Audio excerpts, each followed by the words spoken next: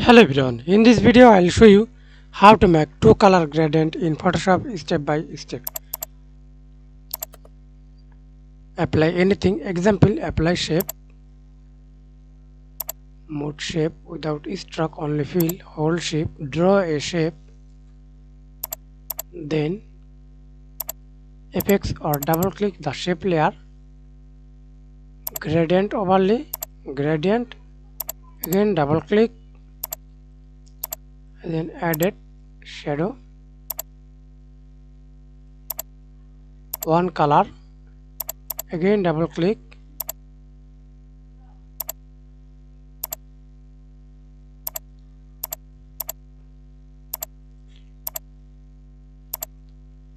two color, new, click OK, then angle,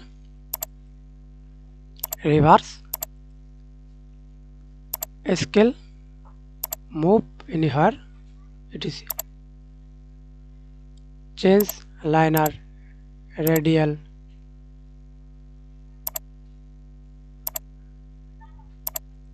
diamond, reflected, etc. Thanks for watching video. Please like, comment, share and subscribe to my channel.